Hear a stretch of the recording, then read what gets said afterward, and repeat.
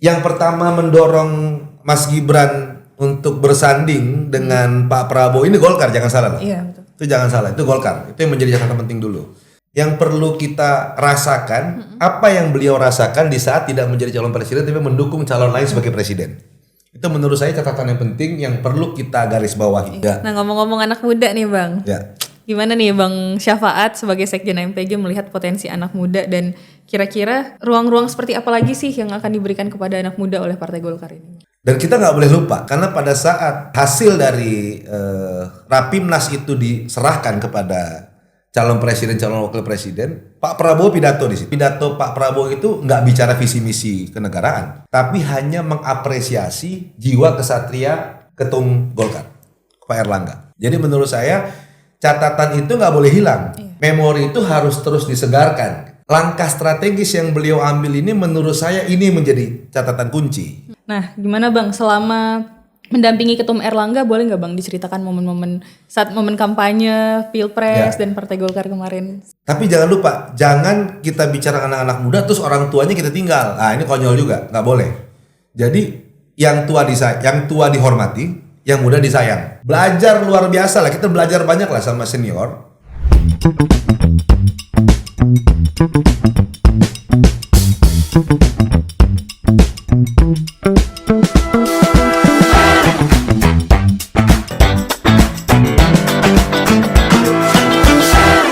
Sobat Golkar 2024, hari ini Golkar 2024 bakal ngobrol seru nih, ngobrol santai sama salah satu sosok muda. Beliau sering ikut ketum nih, kalau kalian tahu sering mendampingi ketum kemana-mana nih saat Pilpres kemarin. Ya selamat siang Bang Syafaat. Selamat siang nih Bang. Apa kabarnya nih Bang? Baik, alhamdulillah. Alhamdulillah. Apa kabar, sehat? Alhamdulillah sehat juga Bang. Jadi Bang Syafaat ini Sekjen AMPG juga nih, Angkatan Muda Partai Golkar. Nah beliau representasi sosok muda lah di Partai Golkar, luar biasa. Bang, izin mungkin langsung aja ya kita ngobrol ya Bang ya. Sebagai Sekjen AMPG nih, gimana tanggapan Bang Syafaat terhadap kemenangan Partai Golkar kemarin pada saat Pilpres itu meningkat secara signifikan banget itu suara Partai Golkar, gimana Bang? Pak Erlangga top. Pak Erlangga top, luar biasa. Itu dulu yang pertama. Satu kata. Ya, itu yang pertama karena beliau ini berhasil memimpin, kemampuan manajerial juga luar biasa. Semua elemen di Partai Golkar menjadi hidup, yang tadinya setengah-setengah terus akhirnya menjadi hidup dan akhirnya semuanya bekerja keras dan kita bisa mencapai apa yang diharapkan. Tapi jangan lupa bahwa kita kerja ini nggak kerja instan. Jadi kerja ini tuh kerja yang lumayan panjang gitu ya, karena ada beberapa tahapan-tahapan yang kita lakukan. Tetapi pada dasarnya yang harus kita apresiasi adalah ketua umum dulu, karena keberhasilan ini merupakan keberhasilan yang langka, gitu ya, yang langka. Kita bisa rebound yang luar biasa, 17 kursi itu dahsyat. Walaupun saya lihat mungkin kita masih berharap ada beberapa yang bersengketa di MK. Insya Allah kalau kita bisa dapat tambahan sekitar 3 kursi, bisa mendapat sekitar 20 kursi insya Allah. Tetapi yang message yang ingin saya sampaikan adalah Ketua Umum DP Partai Golkar Pak Erlangga luar biasa, dahsyat dan berhasil menghidupkan semua elemen-elemen di partai agar semua menjadi kompak, solid, suasana kondusif, terus kompak, solid, semuanya bekerja gitu ya. Ada beberapa elemen yang menurut saya menjadi catatan penting menjadi supporter keberhasilan Golkar. Yang pertama adalah Korbit Pemenangan Pemilu dipimpin oleh Bang Doli. Beliau berhasil menyusun, ini pileg, kita bicara pileg dulu ya. Ini berhasil menyusun squad atau formasi atau komposisi dan susunan caleg-caleg yang luar biasa gitu. Jadi caleg-calegnya ini berkualitas dan petarung. Dan semuanya semangat gitu, juga bukan hanya sekedar caleg dipasang, dicopot, ditempel gitu, terus akhirnya dia untuk mengisi ruang-ruang kosong, enggak. Tapi menurut saya komposisi ini sempurna, karena itu juga menjadi peran besar dari Bang Doli yang bisa menyusun ini secara strategis. Lalu yang kedua ada Bapilu. Bapilu di situ ada Bang Maman Abdurrahman sebagai ketua Bapilunya. Bapilu berhasil melakukan finishing touch yang sudah dihimpun sekian lama gitu ya. Jadi ini berangkat dari 2020 sebenarnya. Pada saat pilkada awal kita alhamdulillah berhasil mencapai angka 60% dan itu signifikan. Lalu masuk ke fase berikutnya pileg dan pilpres gitu. Jadi Bapilu ini bisa melakukan penetrasi dan finishing touch-nya. Jadi kalau assist atau umpan diberikan ya bisa tenang masuk ke gawang dan gol gitu. Saya rasa ini kerjasama yang luar biasa Bang Doli dengan Bapilu yang akhirnya kita bisa mencapai target sesuai lebih dari target malah lebih target. Dan yang terakhir ada satu institusi juga yang kita lihat memiliki peran sangat besar yaitu BSNPG, Badan Saksi Nasional Partai Golkar. Kenapa? Karena kunci kemenangan di TPS yaitu lewat saksi. Kalau kita nggak punya saksi, kita nggak punya data, kita nggak punya C1, kita nggak tahu siapa yang bohong, siapa yang benar gitu. Jadi saya rasa kita harus mengapresiasi elemen-elemen ini yang berhasil dikolaborasikan oleh Ketua Umum, oleh Pak Erlangga. Akhirnya kita bisa mencapai target yang luar biasa. Dan kami anak muda ini juga ikut semangat jadinya. Jadi kita mensupport apapun yang dilakukan oleh Ketua Umum gitu, dengan mendorong adanya korbit pemenangan pemilu, adanya Bapilu, ada BSN, semua anak muda support. Supportnya dalam bentuk apa? Tentu mengisi ruang-ruang yang akan kita harapkan gitu ya. Jadi kalau misalkan bagian dari Bapilu disupport juga isinya anak-anak muda, di BSN juga isinya anak-anak muda. Dan tentu ada OKP. OKP itu organisasi kemasyarakatan pemuda di Partai Golkar. Ada hampir 10. Dan semuanya juga kita berjibaku sama-sama. Dan tentunya ini menjadi semangat tersendiri, menjadi gairah atau libido politik lah gitu ya. Libido politik anak muda yang menjadi semangat luar biasa. Akhirnya mensupport semuanya, alhamdulillah hasilnya menjadi sesuai harapan. Kurang lebih itulah. Apalagi Partai Golkar ini sekarang lagi partainya anak muda banget nih Bang ya. Diisi oleh anak-anak muda, kemudian pemilih mudanya juga meningkat, ternyata luar biasa. Bang, kemarin ikut pileg ya Bang? Ya. Nah, boleh diceritakan gak Bang pengalamannya selama saat nyalek kemarin gitu? Itu dahsyat. Tapi mungkin belum rezeki. Belum rezeki ya, tapi pengalaman itu yang luar biasa yang teman-teman harus ngerasain. Jadi semua anak muda di Golkar harus berani nyalek. Nyalek itu kan ada beberapa target ya, ada target tertinggi, ada target antara, ada target terendah. Paling tidak target antara ini tercapai lah. Kenapa? Karena bukan kita hari ini masih muda nih, waduh masih muda banget nih belum bisa ngapa-ngapain terus nyalek. Ngapain kita nyalek? Sebenarnya penting banget. Kenapa caleg itu pada saat melakukan proses pencalekan itu banyak dinamika yang bisa kita ambil menjadi sebuah pelajaran. Dan yang kedua investasi penokohan jangka panjang.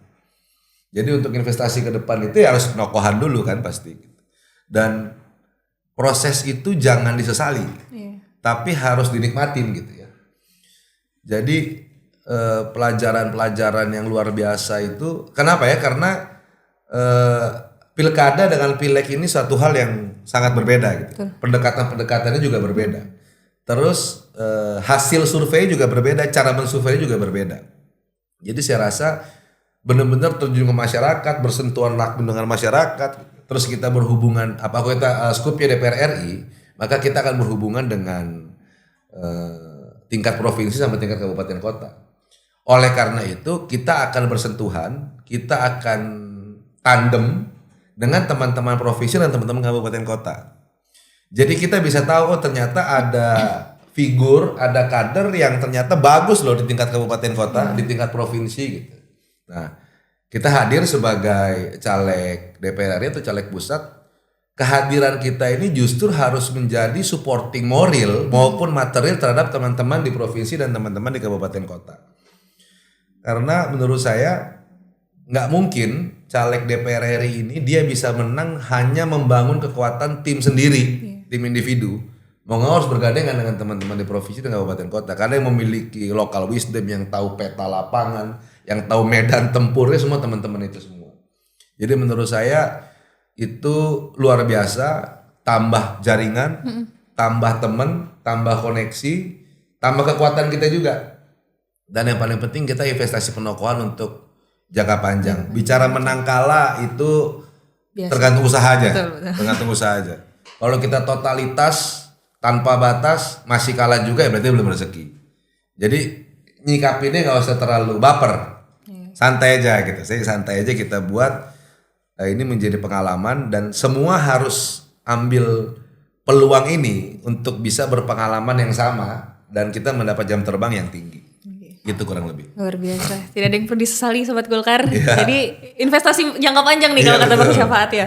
Bang, kemarin kita sempat ketemu nih waktu keliling, waktu kampanye. Nah, Bang Syafaat ini sering mendampingi Ketum Erlangga nih Sobat Golkar. Ya. Nah, gimana Bang selama mendampingi Ketum Erlangga, boleh nggak Bang diceritakan momen-momen saat momen kampanye, Pilpres dan Partai Golkar kemarin? Seru. Gimana nih? Ini 2 kali saya bilang lagi Pak Erlangga toh. Iya. Jadi saya mendampingi bukan nggak ada tugas, bukan nggak ada tugas pokok dan fungsi yang harus saya lakukan, bukan sekedar mendampingi jalan-jalan, tapi pasti ada yang beliau harapkan dari kehadiran kita dalam rangka mendampingi beliau.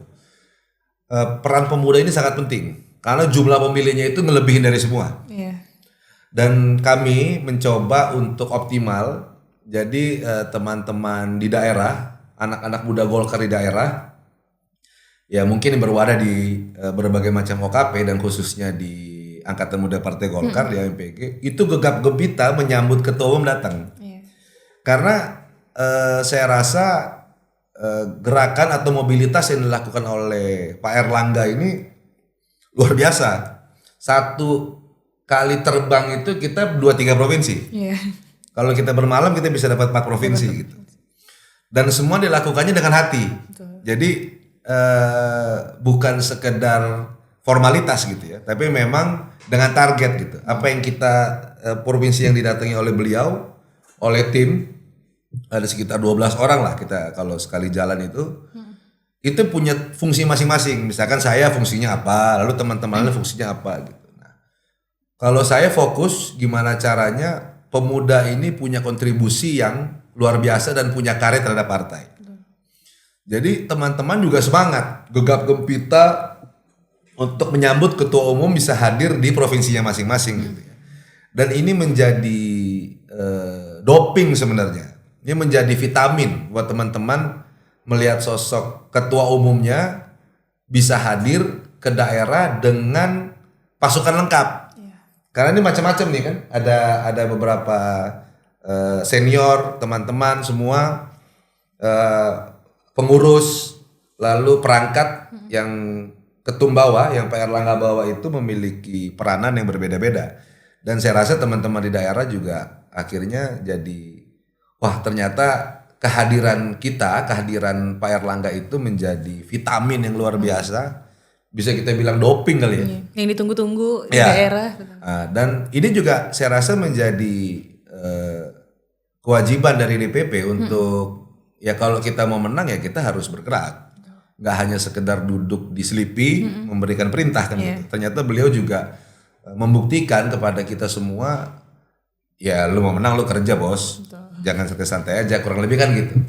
Dan energi itu kita di DPP yang berangkat dan teman-teman lain juga menyerap energi itu. Dan energi yang beliau jalankan itu juga diserap oleh teman-teman di daerah kan. Akhirnya simbiosis ini terbangun gitu. Bahwa beliau datang memberikan penguatan-penguatan karena ada dapil-dapil yang potensi untuk menambah kursi misalkan. Atau dapil-dapil yang berpotensi tidak hanya menambah kursi tapi suatu saat ada kepala daerah gitu. Nah, pertemuan-pertemuan terbatas yang dilakukan pada saat kita mengunjungi daerah itu juga menjadi penting karena ada visi dan misi serta ada petunjuk dari ketua umum yang selalu disampaikan ke teman-teman. Jadi menurut saya luar biasa dan fisik beliau ini dahsyat juga. Kita yang masih muda, saya sekitar 40-an ya umurnya. Itu harus bisa adjust dengan beliau. Terbang kita landing, kita 2 provinsi 1-2 hari tiba-tiba udah ada perintah lagi kita terbang lagi. Dan beliau berangkat dalam keadaan happy dan senyum. Itu penting sebagai energi awal kita gitu ya. Karena waduh, Kalau ketumnya happy, ketumnya senyum, terus beliau semangat, maksud kitanya lemes kan kita juga pasti ikut jadi semangat. Jadi menurut saya energi positif yang beliau keluarkan gitu dan kita juga menyerapnya menjadi sebuah motivasi yang luar biasa untuk partai. Luar biasa. Bang sambil ngopi dulu Bang, boleh? Oh ya. Iya, kita Apa nih? ngobrol mulu. Kopi pilihanku. Kopi pilihanku, diskusi kopi. Oh diskusi kopi. Diskusi kopi. Oke, mantap. Ini nggak pakai es nggak apa-apa Gak ya? apa, langsung Bang.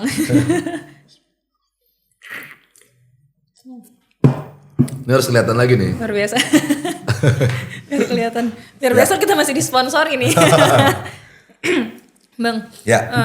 berarti ada nggak kejadian unik saat di luar kota, misalnya saat kampanye itu ada nggak Bang yang berkesan banget menurut Bang Syafaat ini Berkesan banget. ketika ketemu masyarakat gitu? Oh ya, dari berangkat dulu mungkin. Iya. Weather juga menjadi kesan. Iya, oke. Karena kan cuaca ini kan Iya, kita nggak iya. bisa diskusi. Jadi kalau udah ada agenda terbang tapi cuaca kurang bersahabat, mau nggak mau gas terus kan. Iya. Jadi pasti goyang-goyang di pesawat itu menjadi makanan makanan sering tuh. Itu yang pertama. Terus yang kedua tentu saya cerita yang happy dulu aja. Terus jenis makanan yang berbeda-beda mau nggak mau pasti berat badan naik. Iya betul. Karena pasti kan disuguhkan makanan-makanan khas daerah yang enak-enak gitu ya. Jadi pasti berat badan naik. Terus hal-hal unik itu saya terharu terus terang. Karena kebetulan saya mendampingi ketua umum mungkin jaraknya 1 jengkal di belakang beliau. Karena posisi anak muda yang harus selalu ada di samping ketua umum itu menjadi catatan. Dan teman-teman juga harus bisa melihat hubungan antara saya partai yang inbody di dalam partai itu harus selalu seiring sejalan dan menjaga marwah partai. Jadi menurut saya, jadi saya melihat mobilitas dan pergerakan beliau itu jaraknya cuma berapa senti gitu ya. Itu saya lihat masyarakat itu punya antusiasme itu yang luar biasa. Selfie, foto, peluk, cium bahkan ada. Cium bahkan iya. Cium pernah terjadi kalau nggak salah di Palembang kalau nggak salah. Palembang. Di Sumsel. Terus selfie, foto gitu. Dan roadshow kita itu kan juga bareng sama kampanye Pilpres. Jadi terkadang kita juga kampanye bareng Pak Prabowo, Mas Gibran gitu ya. Itu saya lihat antusiasme masyarakat terhadap Pak Erlangga ini luar biasa. Orang sampai cium tangan, sampai apa gitu ya. Yang sebenarnya saya berpikir bahwa loh, ternyata popularitas beliau juga tinggi. Betul.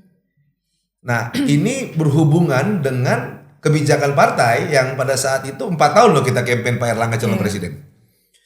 Dan banyak orang yang cerita, waduh, elektabilitas rendah, popularitas rendah. Saya keliling Indonesia sama beliau.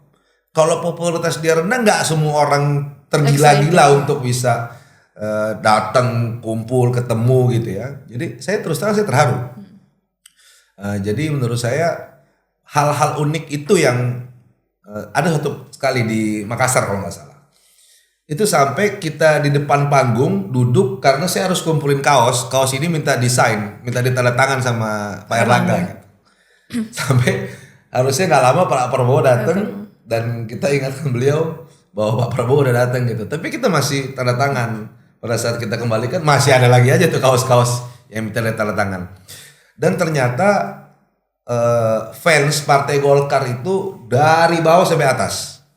Dia nggak hanya pemilih-pemilih yang ada di dalam daerah gitu, tapi ternyata juga milenial, habis itu Gen Z, semuanya itu benar-benar suka sama Partai Golkar karena tampilan Partai Golkar hari ini mungkin berbeda ya. Tampilan Partai Golkar hari ini lebih kontemporer gitu ya, lebih modern gitu, dan dipimpin oleh seorang ketua umum yang bisa menyesuaikan anak muda. Ya, gitu lah. Jadi nggak hanya sekedar menyesuaikan, tapi diberikan ruang terhadap anak muda ini gitu. Dan beliau juga easy going gitu. Betul. Banyak orang yang bilang wah agak susah dekat Pak Erlangga. Saya rasa tergantung kitanya aja. Kita kalau maksudnya beliau tuh easy going lah. Dia bisa adaptasi, adjust dengan lawan bicaranya itu dalam waktu yang cukup singkat gitu ya. Kurang lebih itu ya hal-hal unik. Ada Under 40 juga di Under 40 juga, Under 40 itu benar. kumpulan Ya, pemimpin-pemimpin muda di bawah umur 40 ya. ya ada kepala-kepala daerah, ada anggota-anggota DPR semua yang baru. Dan kayaknya sekarang lebih banyak lagi. Iya. Ya, dan kita harus juga mendeteksi, kita harus juga bisa menginventarisir banyak sekali di tingkat provinsi dan kabupaten kota. Itu anak mudanya mungkin lebih banyak dari sebelumnya. Iya. Kalau di DPR ini udah pasti. Pasti.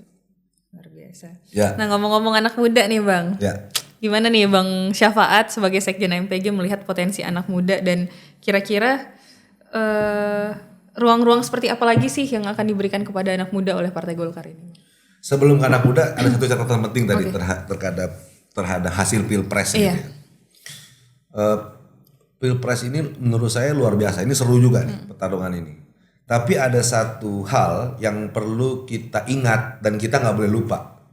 Bahwa kita 4 tahun campaign Pak Erlangga menjadi calon presiden. Betul. Itu nggak ada campaign lain. Waktu itu AMPG juga kita melakukan roadshow untuk ada rapat kerja daerah di setiap wilayah dan kita melakukan pelantikan di provinsi-provinsi. Campaign kita Pak Erlangga sebagai calon presiden. Dan ternyata di momen akhir di injury time beliau mampu untuk mengambil sebuah kebijakan yang strategis dan ternyata berhasil. Jadi kebijakan strategisnya akhirnya mendukung, yang pertama mendorong Mas Gibran untuk bersanding dengan Pak Prabowo. Ini Golkar, jangan salah loh. Iya, betul. Itu jangan salah, itu Golkar. Itu yang menjadi catatan penting dulu. Jadi berarti ada hitungan secara politis dan matematis pasti itu ada manfaat jika kita memberikan dukungan ini, tetapi kita kesampingkan dulu manfaatnya. Yang perlu kita rasakan apa yang beliau rasakan di saat tidak menjadi calon presiden tapi mendukung calon lain sebagai presiden. Itu menurut saya catatan yang penting yang perlu kita garis bawahi. Dan kita nggak boleh lupa karena pada saat hasil dari Rapimnas itu diserahkan kepada calon presiden, calon wakil presiden, Pak Prabowo pidato di situ.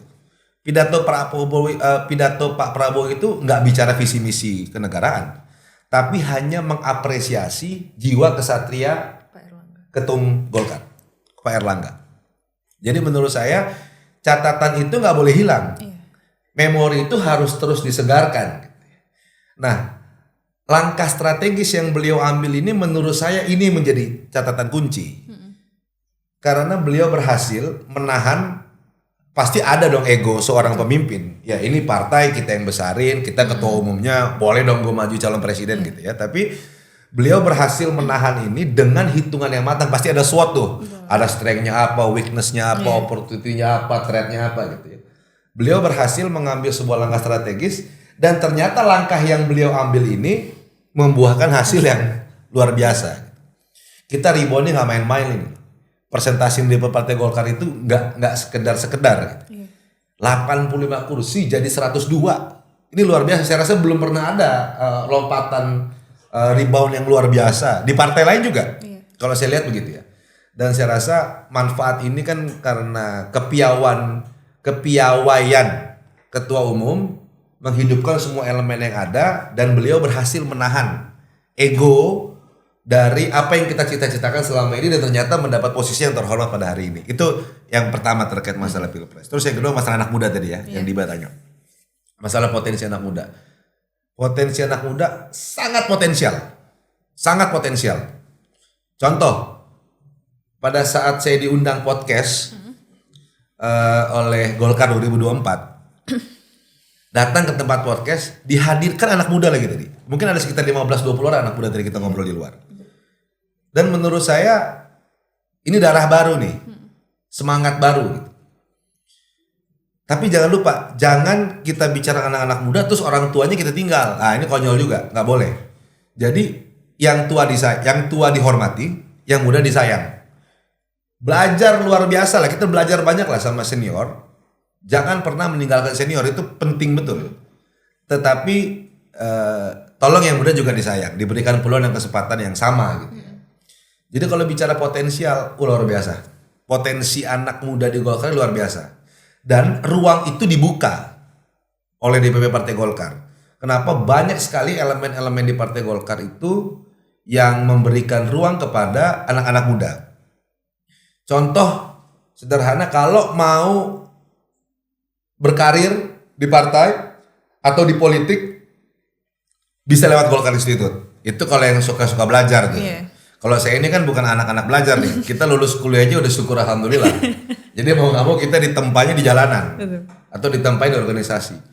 Organisasi pun juga banyak, banyak banget gitu. Dan organisasinya ini semuanya konstruktif gitu ya. Jadi hampir di setiap elemen organisasi ormas pasti punya organisasi kepemudaan.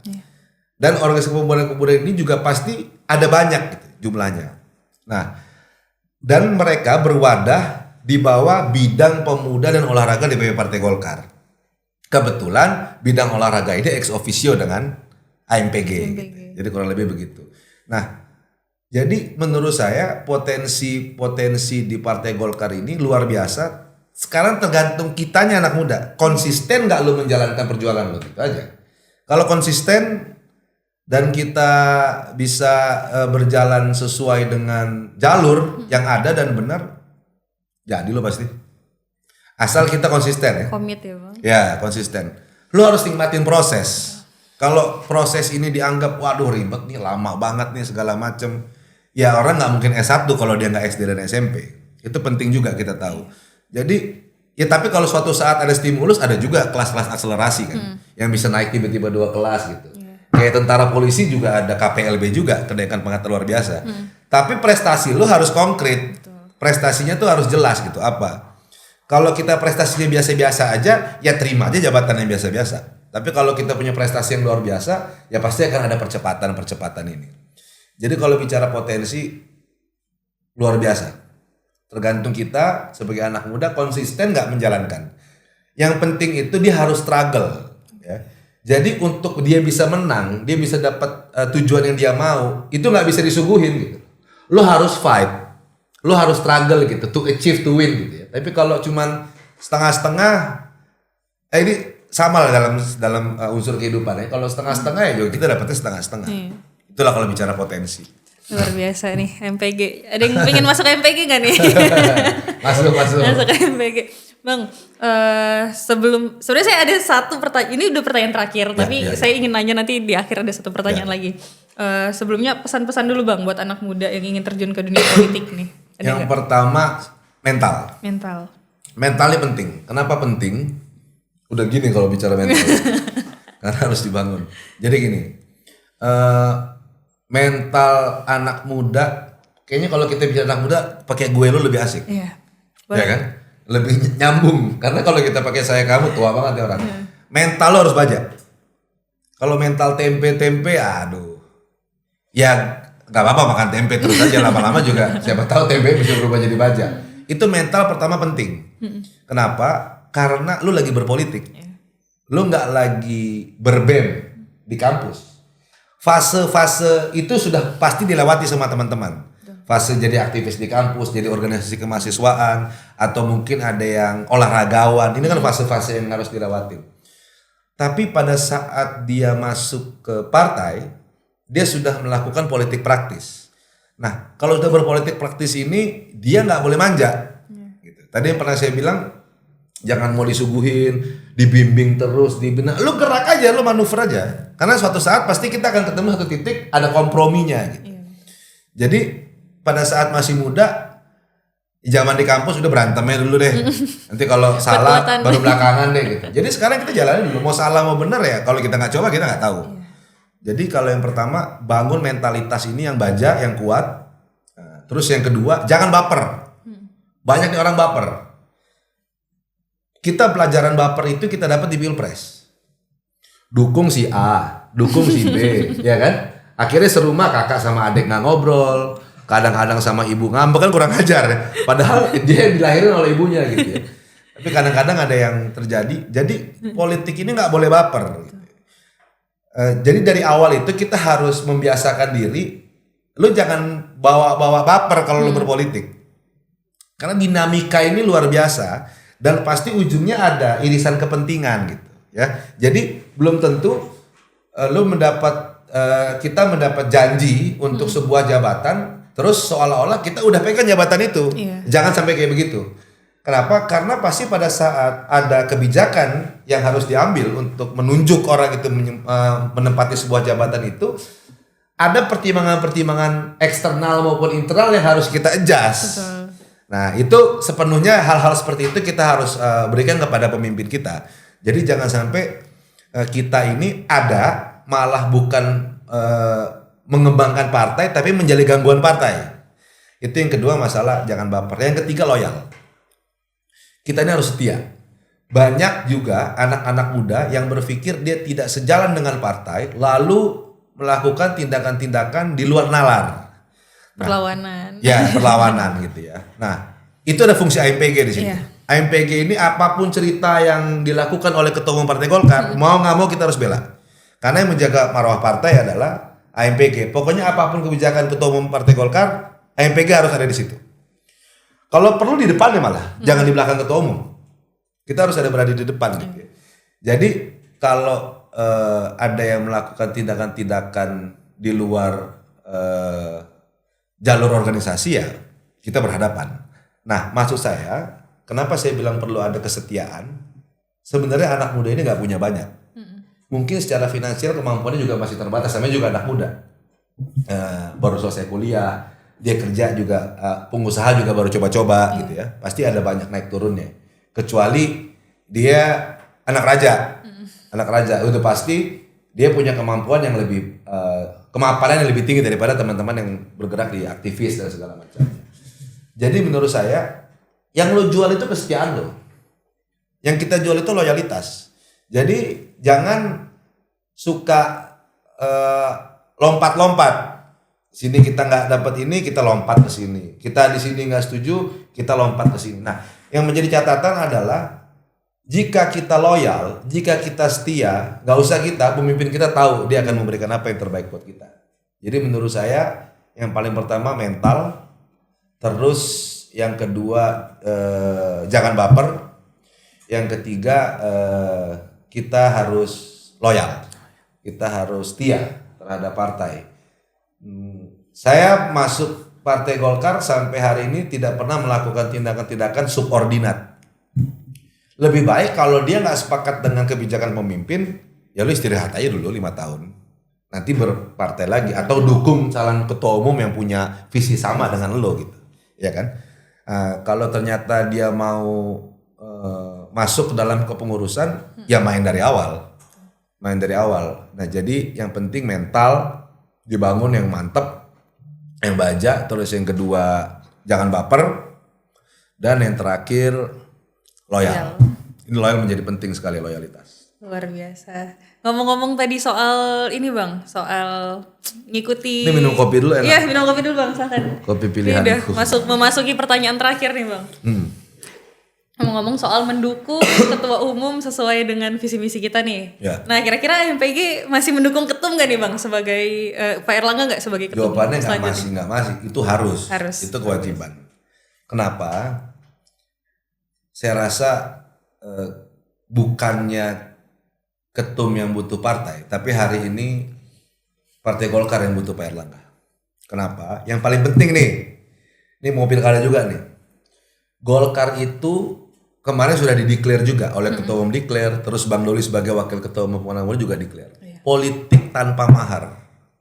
Ini luar biasa loh, politik tanpa mahar. Mau jadi calon kepala daerah nggak bayar.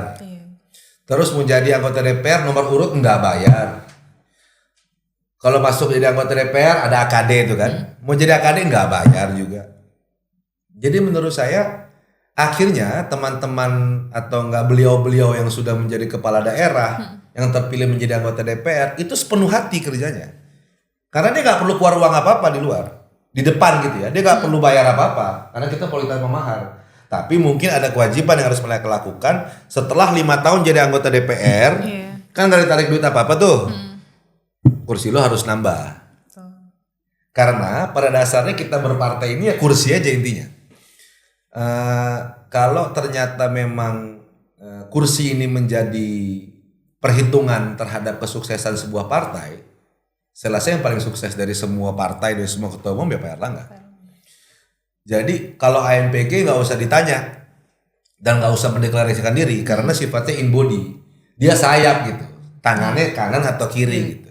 Ada 2 sayap, pemudanya di AMPG, perempuannya di KPPG. Jadi saya rasa kalau sayap ini nggak perlu declare, nggak perlu ditanya, ini sudah wajib harus gitu ya. Dan kehadiran kami di samping ketua umum itu kan juga salah satu teman-teman bisa melihat lah. Bukan kita nggak perlu lah kita untuk deklarasi mendukung karena badan kami semuanya sampai organ kita ke tingkat provinsi, kabupaten, kota, seluruh AMPG. Jadi ketua bidang pemuda DPP Partai Golkar dia ex officio adalah ketua umum AMPG. Begitu pula di daerah. Wakil ketua bidang pemuda dan olahraga DPD 1 Partai Golkar dia ex officio ketua PD AMPG. Sama juga dengan yang tingkat 2. Jadi AMPG itu wajib harus. Udah jelas ya Bang? Pasti. Dan itu fight. Pokoknya kita pasang badan. Hajar terus gimana caranya ketua umum tetap Pak Erlangga Hartarto. Karena prestasinya sudah luar biasa. Dan yang kedua kita butuh beliau. Justru kami meminta beliau, kami memohon kepada beliau untuk kembali mencalonkan diri. Dan kami akan memberikan dukungan secara penuh. Apapun yang kita bisa. Semua kemampuan yang kita miliki akan kita tuangkan. Akan kita lakukan. Jadi kalau ditanya tentang positioning AMPG mendukung, memenangkan dan harus menjadikan Pak Erlangga Hartarto sebagai Ketua Umum DPP Partai Golkar periode 2024-2029. Itu harga mati. Dan itu merupakan keputusan kalau pinjam MK punya nih. Final dan mengikat. Ya, final dan mengikat. Ini menjadi catatan dan semoga ini tersiar juga ke seluruh antero Nusantara gitu ya, bahwa PPAMPG sesuai kapasitas saya ya, sebagai Sekjen AMPG memberikan dukungan penuh, akan memperjuangkan dan menjadikan pasang badan dan mengeluarkan semua kemampuan yang kita miliki untuk bisa mengawal ini semuanya. Dan keputusan Pak Erlangga Hartarto sebagai calon ketua umum Partai Golkar ini final dan mengikat. Dan yang terakhir adalah Munas ini harus Desember. Kenapa? Karena pernyataan Munas di bulan Desember itu bukan merupakan rekomendasi Munas 2019, tapi menjadi keputusan Munas yang tertuang di dalam ADART. Jadi emang mutlak juga ya Bang? Mutlak, nggak bisa ngapa-ngapain. Betul. Karena ini merupakan ADART. ADART ini kan kitab sucinya partai. Iya, betul. Jadi kalau kita majuin nggak bisa, kita mundurin nggak bisa. Karena tertuang jelas itu. Munas dilakukan pada bulan Desember. Itu ada dalam ADART. Maka kalau kita tertib organisasi, kita tertib administrasi, maka Munas itu harus dilaksanakan Desember. Nah, untuk mencapai Munas Desember itu kita melakukan berbagai macam persiapan-persiapan tentunya.